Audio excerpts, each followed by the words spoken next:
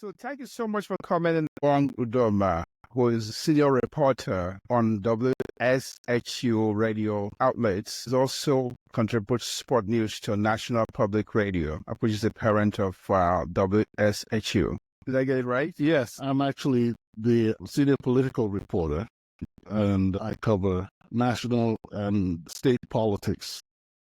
I cover politics all the time, just put it that way. That is very good. And I also have a music program on WPKN, which is a community radio station in Bridgeport, which I've worked at for the past 40 years or so. Oh my God, time flies. Time flies. Thank you so much for coming in, and I appreciate that, my friend. I've known you for quite a long time. I think it's like Bridgeport, which was in 2000. We've always crossed. That's 24 years already. And 24 years. It's unbelievable. Time flies. So let me ask you my question. My very basic question is, when I was a kid, I used to be thrilled by radio and television. I'm one of those kids who used to go to the back of the radio to see if there are people hiding there. So did you have that kind of imagination as a kid?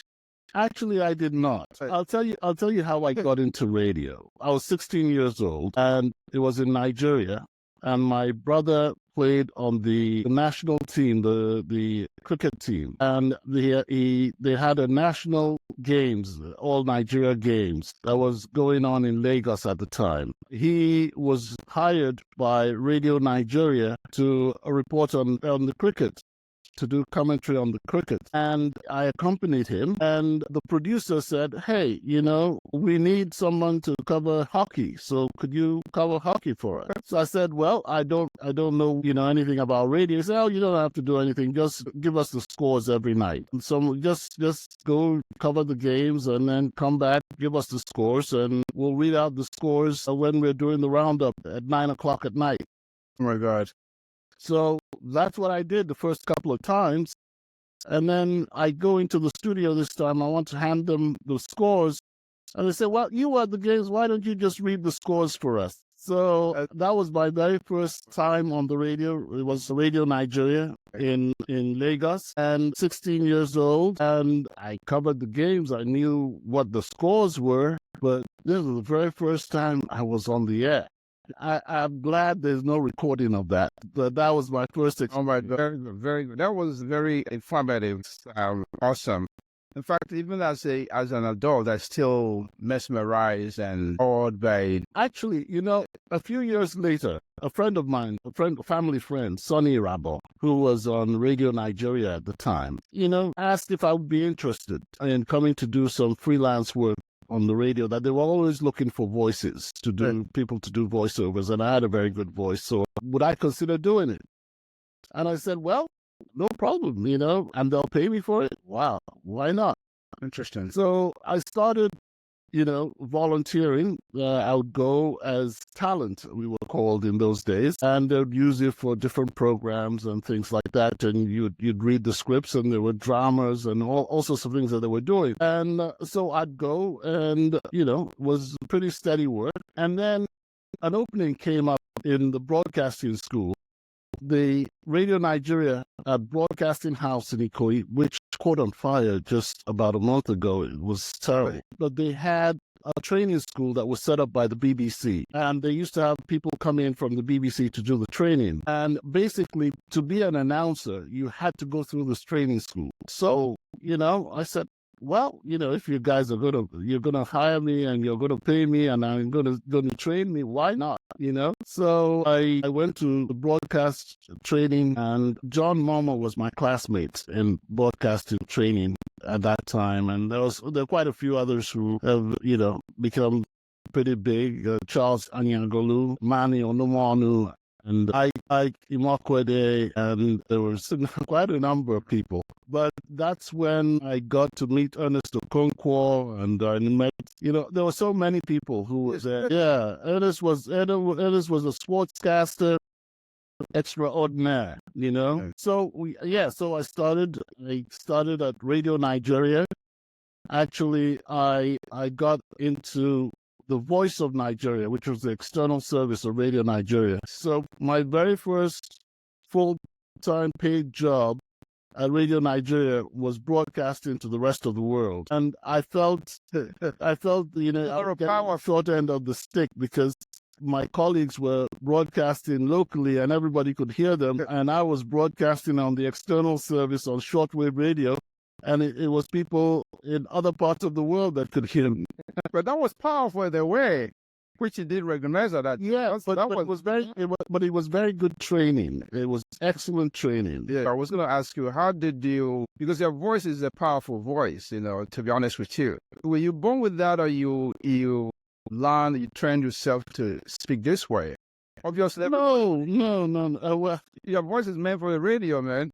I don't know about that, but I do know that there was training. There was definitely training. Okay. It's like singing, right? You have to get some training too. Yes, it was pretty extensive training that I went through. Okay. And for instance, one thing that you have to realize with radio is that you're speaking to one person. It doesn't matter how many people are listening. It is a very personal medium. Yes. So you're speaking to one person. You're telling one person a story. And if you have that in your mind, then you block everything else out and you're talking to that one person. Yeah. And the way to figure out that it is one person you're talking to is that there's only one microphone in front of you. So it's just you and that microphone. And it is a very intimate medium. So you can make mistakes and it's all taken in stride, just like if you were telling someone a story. Hey, come, let me tell you a story. That's right. You can fumble along the way, but that's right. That's how we talk. Yes. But yes, I'm glad you talk about telling stories. Do you think we folks, folks like me, like people from back home, like motherlands, do you think we tell our stories enough? We do. That's why Nigerian movies are so popular. Okay. We are great storytellers. Yes, but do we make it public to the whole world? Yes, we do. That's why even people watch Nigerian movies on Netflix all over the world. Yes. There's people who are not Nigerians who have never been to Nigeria. Those stories are told and so absorbing that people who are not part of the culture get exposed to it. Well, I'm glad that's the way you're taking it. The way I'm thinking is that, for example, let's take a look at our journalists in MSNBC, for example, right? Those on MSNBC, for example, they can invite guests, and the guests will tell their stories of who they are, where they're coming from, their background, and so on and so forth. But I don't see our folks. Let me tell you something that happened to me when I first got here. Yes. I met Peter Jennings in New York. Then Peter Jennings was the anchor of ABC Nightly News, and he had just come over from Lebanon. He was a foreign correspondent for many years, and he was one of 3 anchors that used to do the nightly news before Frank Reynolds, who was the main anchor, died. And when Frank Reynolds died, 1983, I believe it was, when Frank Reynolds died, Peter Jennings was brought back as the sole anchor for ABC News. And I was fascinated with Peter Jennings because he spent such a long time as a foreign correspondent. And I thought to myself, well, I don't see much foreign news on American TV, but here is someone who had pretty much made his career as a foreign correspondent. So coming to America and being the nightly news anchor, I'm sure that there'd be a lot more foreign news on the air. So I approached Peter Jennings and I asked him about that. I said, now that you're the anchor of ABC Nightly News, will we see a lot more international news? And in those days, the nightly news was 30 minutes.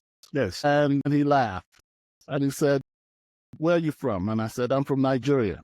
He said, wow, that's wonderful. He said, I've always been fascinated by international politics. Yes. But, I'm now the anchor of a national newscast in the U.S. Yes. And basically, the bottom line for us is, how does it play in Peoria? In what? Well, Peoria is in southern Illinois. Okay. And that is how they determine what goes on the air. Okay. If it is of little interest to someone in Peoria, which is the middle of America, Yeah. has to take a back burner. Okay. Understand that. Understand that. And so he said, I empathize with you, but this is a business, and we need to know how it's going to play in Peoria, and that's what determines what gets on the nightly news. No. I'm not talking about nightly news. I'm talking about people invited to tell a story.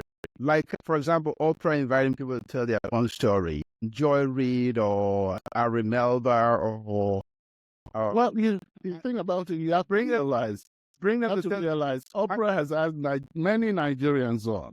In fact, there was a Nigerian reverend. I don't see enough of them. He got on Oprah's bestseller list, and Oprah had him on, and I interviewed him. Oh, that's very good. Okay, he was in Zambia. He was a Nigerian Catholic. He was a Catholic priest. He wrote a book that was picked up by Oprah. Oprah had him on, and he became a bestseller because Oprah had him on her show. Exactly. And he talked about his story.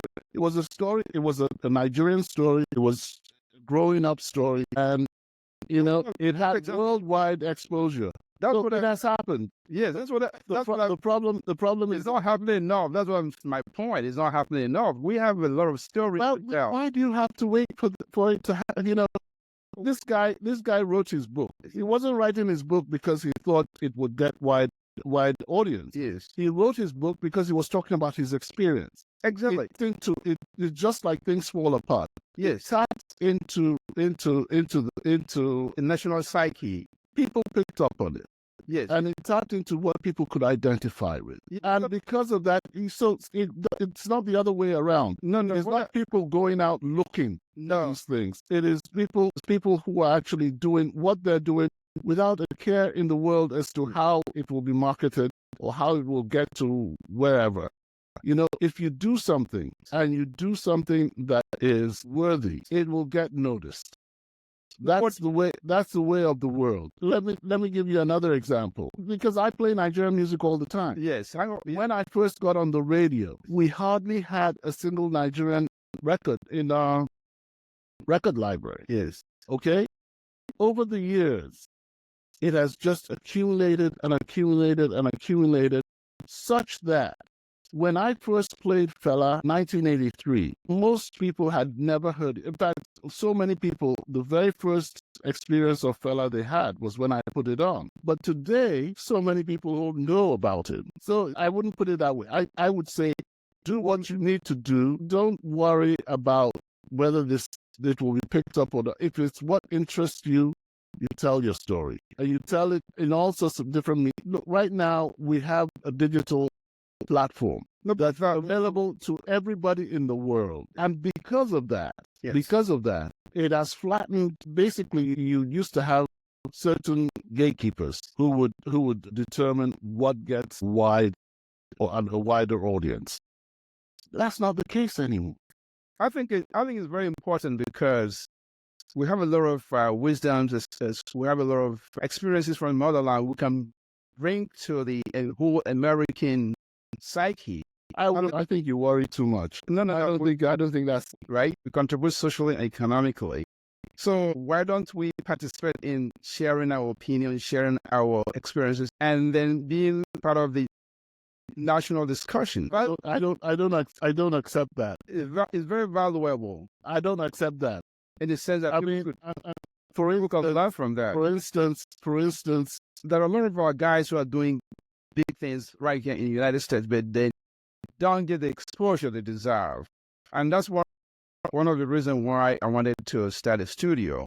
So I can bring these guys and let them talk about what they're doing, because people can't just pick you out and say, here you are, if you don't say, here I am, So I wonder, that's what I'm trying to tell you. Yes.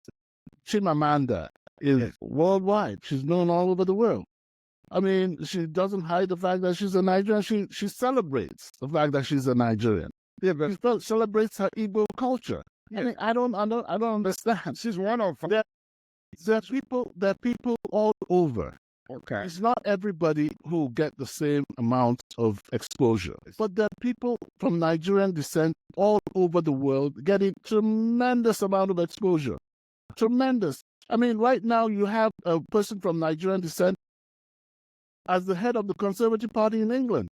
I mean, this is Okay, that's pretty good. you have to realize that things are going on. Okay. This is an organic thing. The reason why Nigerians are so ubiquitous is because we have the largest diaspora in Africa. Exactly. We are the largest population, and we have the largest number of people of Nigerian origin around the world. I mean, it's all. I don't think that's a problem for Nigeria. I don't think it is at all. I think you made a point, but I would like a lot of our people to be noticed more. Okay, I would like. I would like to notice. I think people are noticed. I mean, you are here. You are doing this. You're putting your stuff out. Other people are doing it. I mean, I don't see it as a problem. I really don't. No, it's not a I don't see problem. that. I think people should do what they need to do. I think that people should be celebrated for what they do. There's nothing wrong with that. But I don't see it as a problem. Okay, that's good. I'm good. At least you have more experience on this than I do. But the point I was trying to make is that I want to see more of our people out there promoting what they're doing, because they have value. What we're doing has value, and if we don't promote it, there's no way we can benefit from the popularity, from the advertisement that comes with it, from education that comes with it.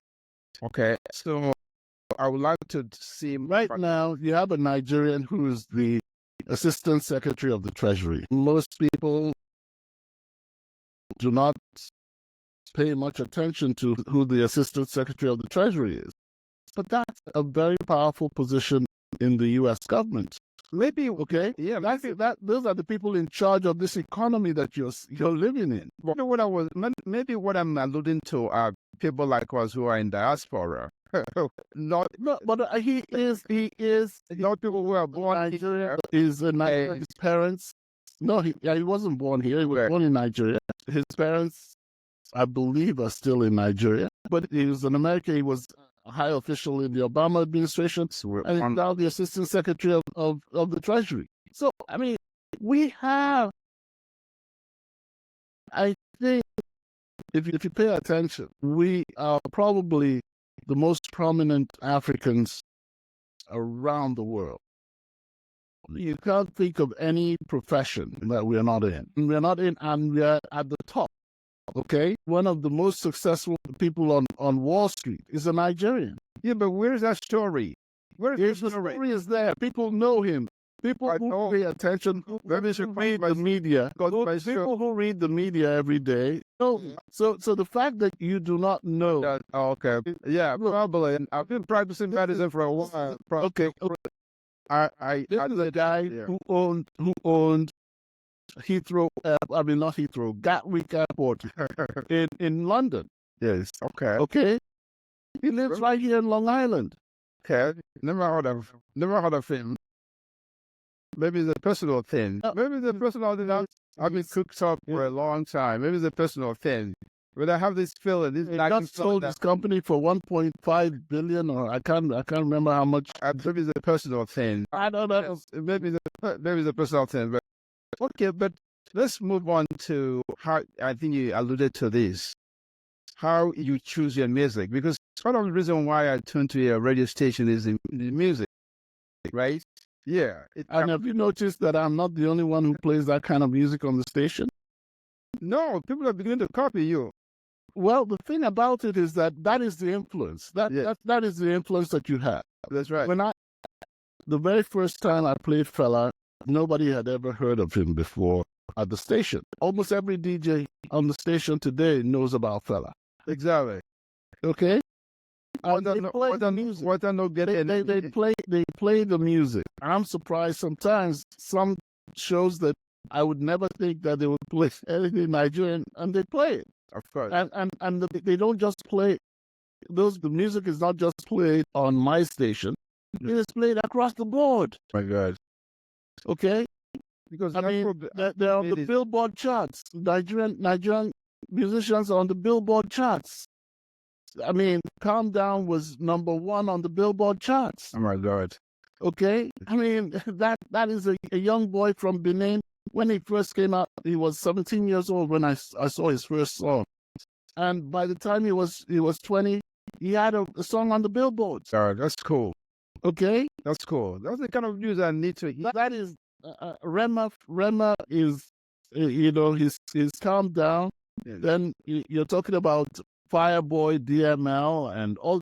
They all have, they're on the charts, Okay. Not to talk about Burna Boy. So they're out there forever. Okay. I mean, it's look, right now, Yes. we have in the Grammys, for this coming Grammys nominated, we have Ira Star, we have Yemi Alade, we have Davido, we have Wizkid. No, do we have Wizkid? Don't think we have Wizkid, but we have Burna. We have Burna Boy. We have, who else has been? Wow, that's interesting. So what are you telling me is that our guys are out there. That very much being noticed, right? In every very much being noticed. Every aspect of life. In all the music. Look, maybe I'm not looking them. You're not looking for them because people who follow any of these different things know about the stories. No, or maybe the guys themselves should come out and tell their own story. Maybe that's what I'm missing. Those guys, those successful people, right? I want to see their face. I want to see them. The person is not going to come and tell his story. Normally, people will tell the story. Okay. Okay, that's the way I look at it.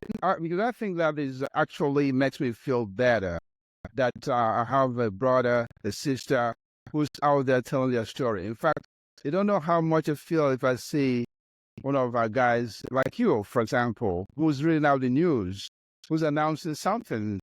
It makes me very happy. So I feel like I'm not seeing enough of those people. Maybe because I'm not following the news. I don't know. But yes. So let me ask you, what is the greatest joy as a guy who hosts a morning radio show and a journalist? What's the greatest joy in this business? Well, just my interaction with people every day. Just make when people come to me all the time and say, that I've affected their lives in one way or the other. That's the most you can ask, Very good. That you're having some effect on people.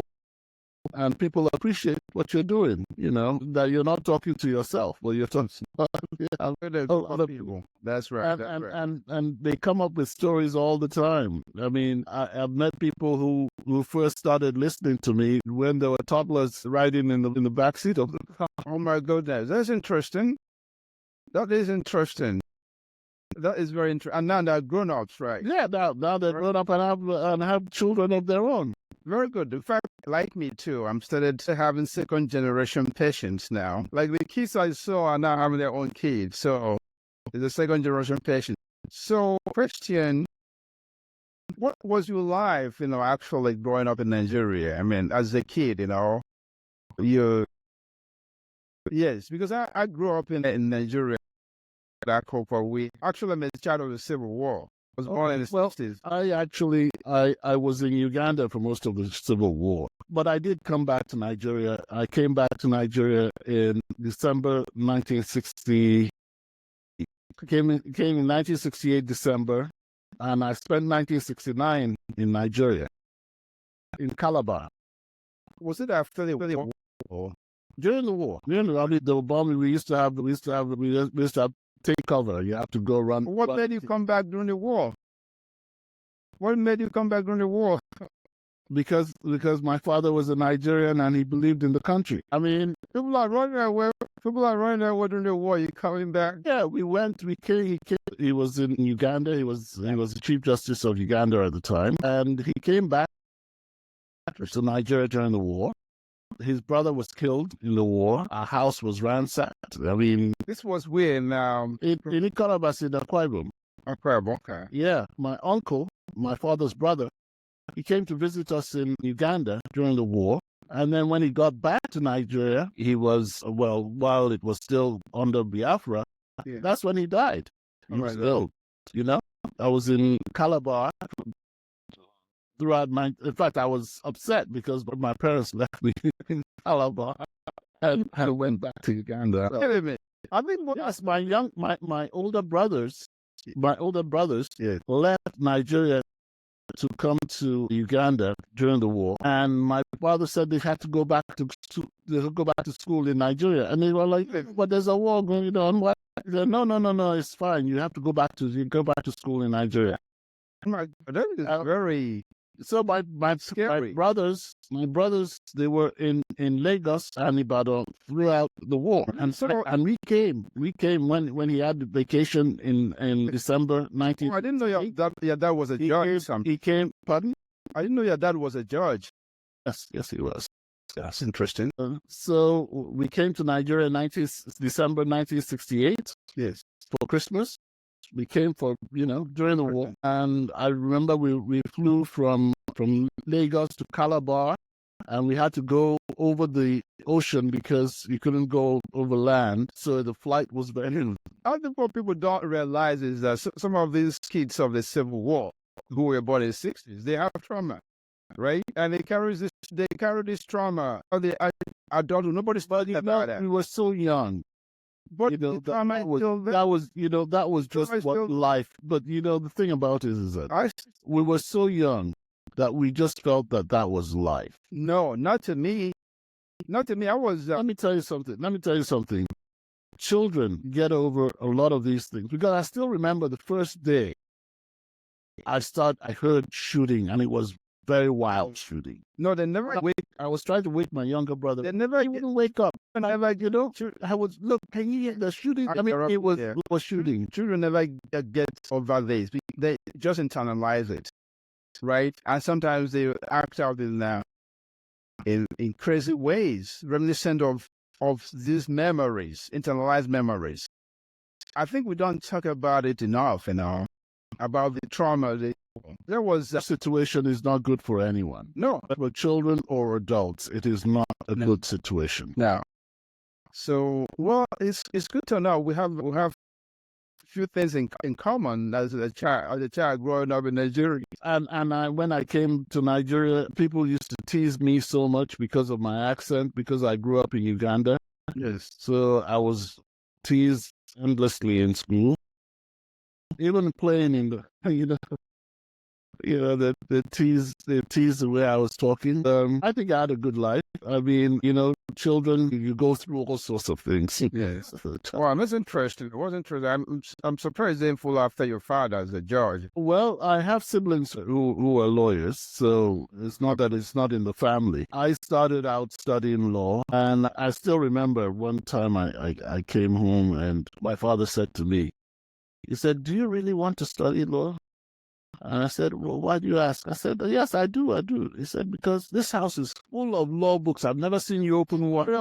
Guy, I think growing up, for me to become a physician, and see all the trauma that happened to and all the pain and suffering actually, helped tilt me into going to medical school.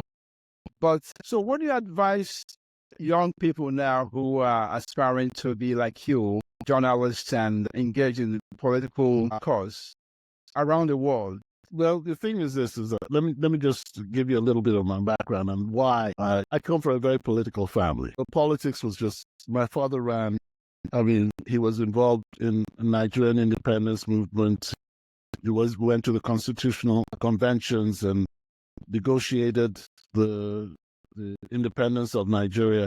Was a member of the Eastern House of Assembly. He actually lost an election when I was born, so that's how I got my name, Ebong Udoma. Now don't call Udoma's name anymore. What does that mean?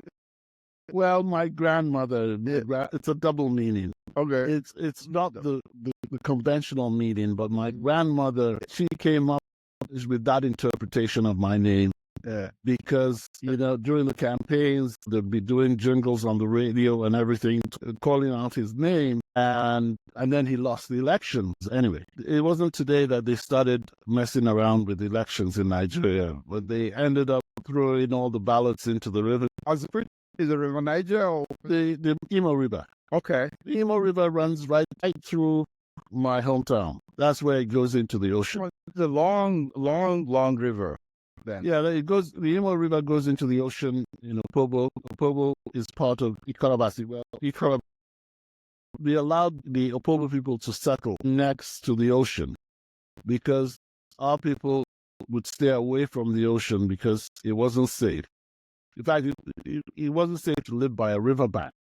You had to live inland because the attack would always come from the water. And you wanted to be able to sound the alarm and get everybody so that there are no sneak attacks. I get it. But the Imo River flows into the Atlantic Ocean, right where my hometown is, Ikorabasi. And they ended up throwing the ballots into the river because that was then. And that was the last election he ran. And then after that, he decided he had been offered an opportunity to be a judge by Tafawa Balewa. So he took up his offer and came to Lagos. It's interesting. But he had been practicing in Aba. Okay. That's very good. That's a very powerful story, my friend. Wow, thank you so much. I think for spending time with me and on this first day, the debut of Dr. Anyoha Studio. I hope to do better. I hope to get this going big.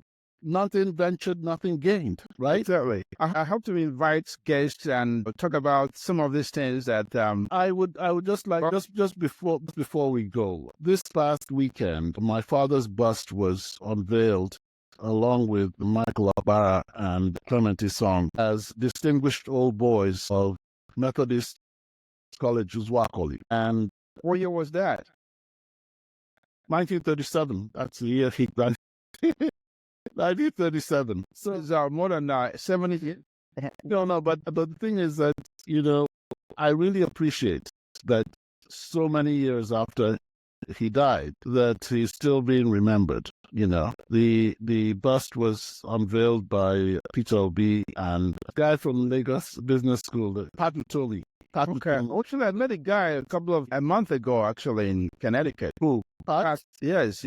He came, I've interviewed him several times. Oh, you did? Although the last time I interviewed him was in Abuja. He's a very, very gentle man, very, very gentle man.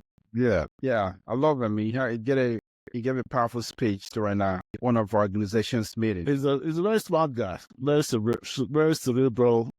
Yeah. Well, but Nigeria doesn't reward such people with political. But when he was very young, he had political appointments. But electoral politics in Nigeria, is basically it's a full-time job.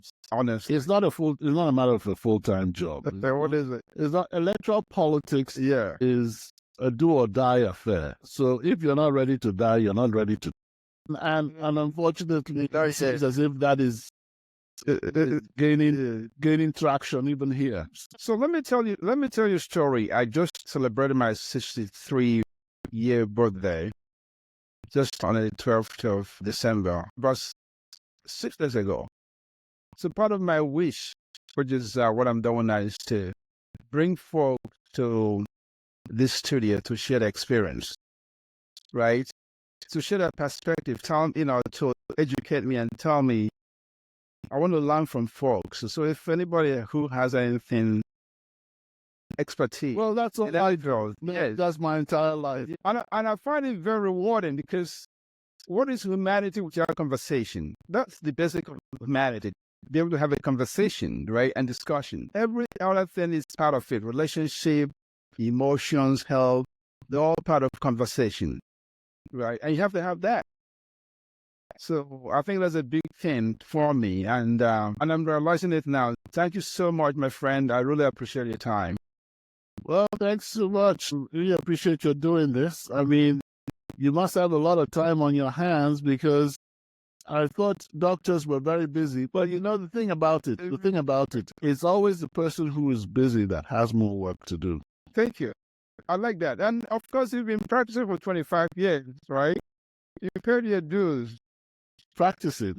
I've been practicing for 25 years. Yes, sir. And I think I've paid my dues as a practicing physician. Now I can reach out to more people by interviewing them, tell their story. Yes. And still practice medicine. They go hand in hand.